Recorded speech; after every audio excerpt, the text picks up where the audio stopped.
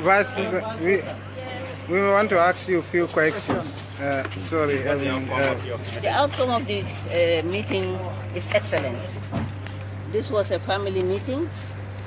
Something unfortunate happened in Faraba yesterday, which resulted to the loss of 2 lives and casualties. His Excellency the President, we all know, is somebody who doesn't want to kill an ant. Not much loss of lives.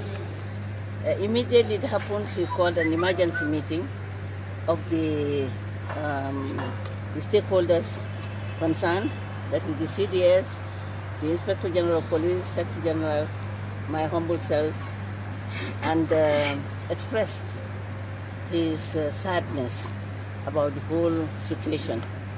And immediately we made press releases at different levels. The Honorable Minister of Interior had a press statement. The IGP, Inspector General of Police, had a press release. His Excellency also had a press release at the level of his office. And from yesterday, we have not slept. We have been thinking about the people who have lost their lives, because His Excellency acknowledges the fact that today he is the father of the nation. Whatever happens in this population, he takes it at heart and he ensures that justice is done. He has also commanded in the press release, as all of you have read, we are going to investigate. He's establishing a commission of inquiry, an independent commission of inquiry, to ensure that they look into the radical causes of the situation in Faraba. Again, he's also indicated, informed the public that nobody gave the command for the use of arms, live bullets. We, as a government, under his leadership of Excellency Adama Barrow, know that we are a signatory to many conventions, like the protocol, the African Union Protocol, which is saying silencing the guns by the year 2020. We are a signatory. We are a signatory to the Universal Declaration of Human Rights. The Commission, African Commission on Human and People's Rights, is seated in the Gambia. The People's Commission is seated in the Gambia. And this is an indication. We already see how things are moving. We are moving from within 1.5 years. We have been able to have a development plan, 4-year development plan, covering 2018 to 2021. We have launched the plan, we have tabled it, and you have seen the resources that we have been able to garner from the pledges we have been able to get on the National Development Plan. And the pillar of that is the rule of law, the respect for human rights, the fundamental freedom of everybody. And being the father of the nation, he is not going to tolerate.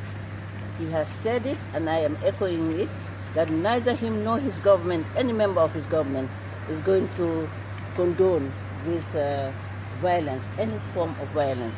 Mr. Vice President, you've made mention of the fact that these people who acted not with the orders of the police IGP and also the orders of the Interior Minister, that in someone's language would be rogue elements. They are acting alone. If they are acting alone, shouldn't there be an arrest since yesterday? We are leaving that to the investigation.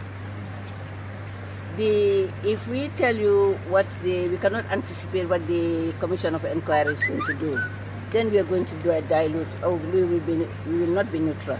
It is important for them to look into the radical causes of this, look at the circumstances leading to the deaths and the casualties and the conflict in the area.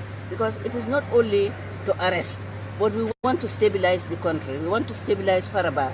We want Faraba to become a very social, cohesive community, like other communities. So that is why fundamentally we are going to look at the radical causes. That is, what is the root cause of these issues that we are seeing more and more there. But along the way also, His Excellency and his government have said that he is not going to tolerate violence. And for us, our democracy, there is a misconception of democracy. Now you see people doing everything, taking the law in their own hands. That's not democracy. Democracy is the respect for the rule of law, respect for the human rights.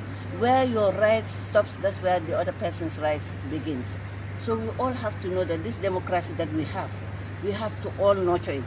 Media, General Assembly, National Assembly, the government. And today what has happened is historic. The National Assembly convened a meeting with the executive. We came to answer to them because we are accountable to them.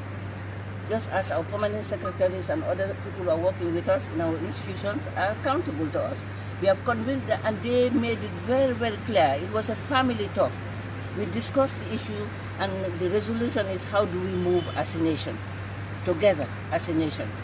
Taking cue of our holy books, that's the Holy Quran, the Holy Bible, and also taking cue of our National Assembly, national anthem, the diversity. We are one people and we are working for the common good.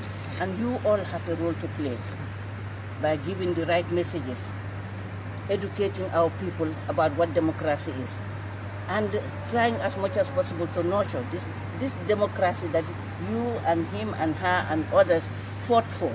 We need to safeguard this democracy. So because everybody is seeing Gambia today as a model, we should not lose that.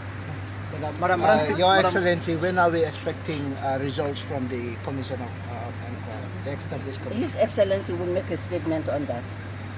Vice President. So he's going to, of course, in everything, it is not going to be like the past. When we say government is going to investigate, and sometimes it just dies like that. This is expeditious investigation, and which will be done as soon as possible, and the results will be shared by the public. Madam Vice President, the Faraba issue has been around for some time. Don't you think, and I'm sure the government was aware that there was a problem in Faraba, but the government went to sleep and didn't do anything. Is it correct to say that the government is only now being reactionary, not being proactive? That is your perception, and that's your understanding. For 8 months, we have been engaging both the community, the contractor, and the local authorities.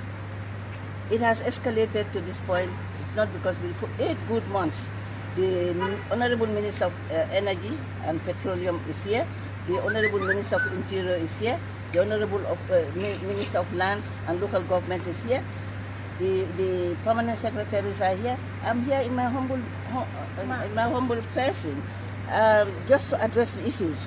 But we have learned, in every situation you have lessons learned and best practices.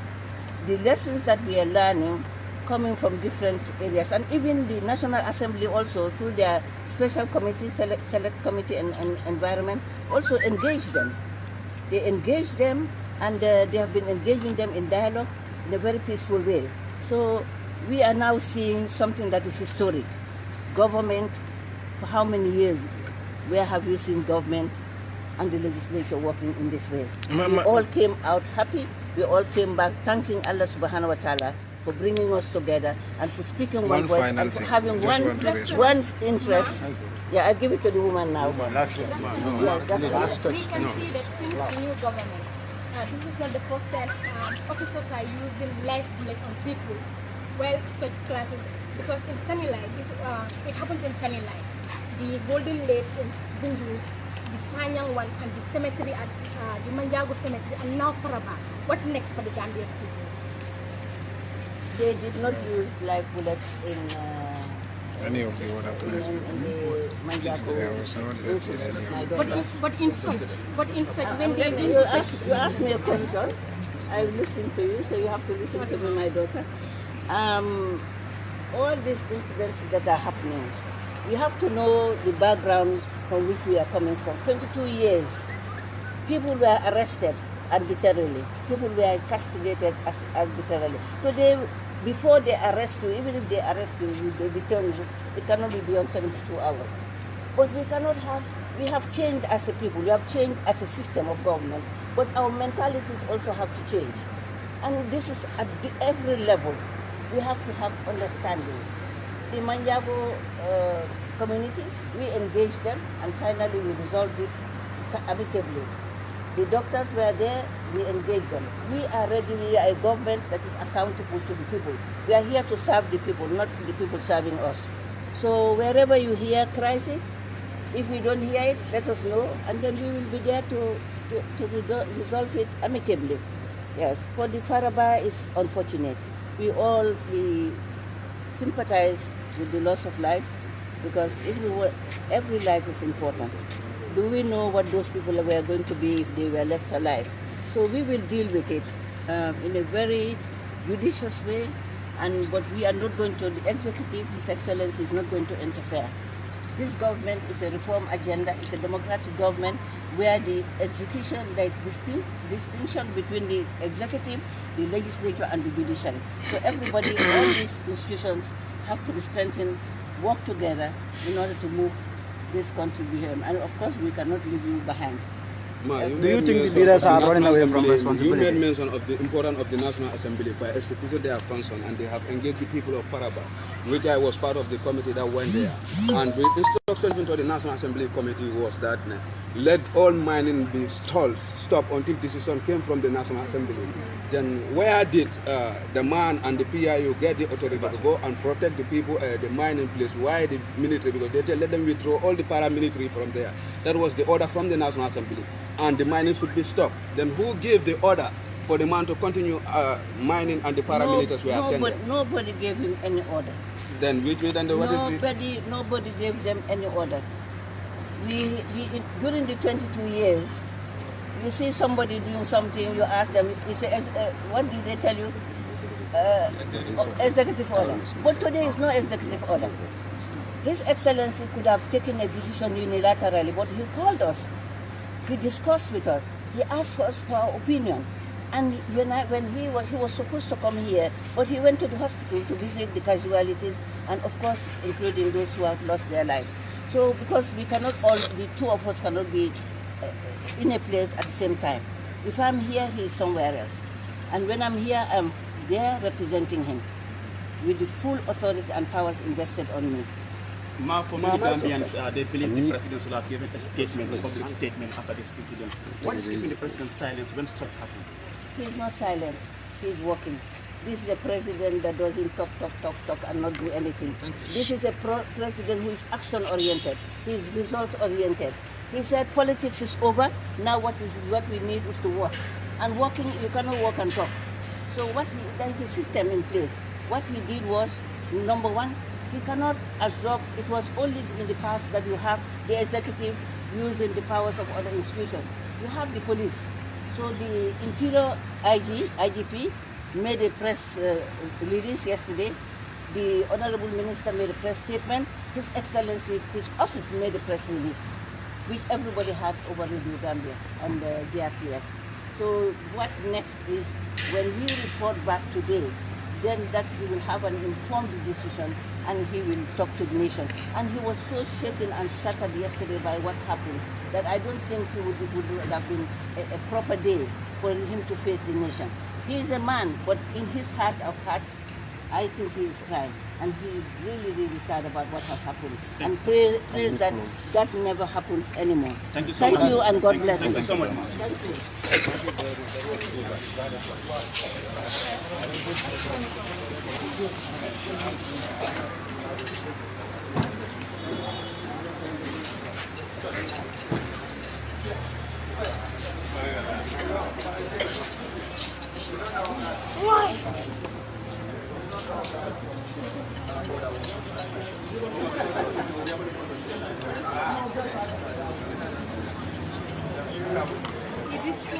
This as a public.